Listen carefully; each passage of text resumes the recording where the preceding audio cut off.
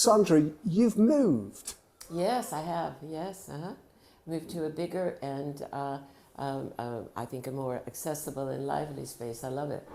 And looking around very quickly, I can see that on offer is far more than just paintings on the wall. Yes, well, I decided I have the proper gallery for my exhibitions, but within the gallery space, I'm able to have a thing I called Art Stop. And this is where I can invite artists. They're all unique pieces. I pick out the artists and I invite them to bring work in to sell in the shop. And so it's really exciting for me to have this beautiful collection of works to sell. Now, talking about inviting artists, you've got a special open house on December the 6th. What's that all about? Well, Iasonas Bakas and I, he's the founder of Art Circle, which is a lovely community collective of artists here in Bath. I think they're 180 strong now. And for quite a while, he and I have been collaborating on trying to increase the visibility of the artists who live and work in this region, in Bath and beyond, really. So we decided what we could do, and the invitation is his design because he's an artist as well as an engineer, structural engineer. And we decided we would invite as many artists as we could just to come and gather, have a drink, talk about how we can highlight the fact that the community, the contemporary art community in Bath should be recognized as much as the historic Georgian fabric, which we love, but they can exist side by side. Yeah, I was going to pull you up on that because we are talking about contemporary art. Yes. I mean, that's your baby. Yeah, that's my baby. And I think, you know, you and I have talked about this before. In the 70s and 80s in Corsham, you had people like Howard Hodgkin, Michael Craig Martin, Peter Blake.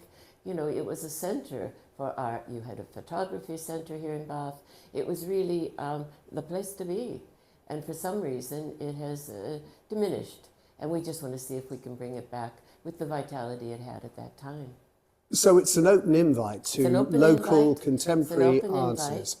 And we've asked today, we're going to be publishing it this afternoon, we've asked each artist who comes to be ready to give me a 10-word quote, and those quotes are going to have a number and they're going to be thrown into a hat, and there's going to be a small prize for an artist who wins. But also I'm going to document all of those quotes, and I'm going to put it on my social media, and you can have your website and your quote about the importance of art in your practice or your practice in Bath, whatever you want. So we can then publish that, and you know, as proof that this does exist here in this area. Could you see this growing into something bigger, some form of contemporary art festival?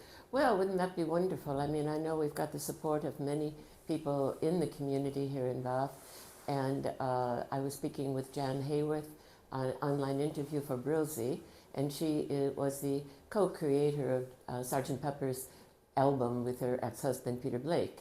And she's very keen on doing, for instance, a mural project. She lives in Sundance now, so she was a great friend of Robert Redford and a real activist. And so she and I have been corresponding, yes. A mural, where are you going to put that in Georgian Bath? Well, we'll think about it. We'll find a place, yeah. But yeah, I mean, sculpture along the Avon, you and I have talked about this before. Yeah. There are all sorts of possibilities where we can inject contemporary art side by side, and it will enhance, really.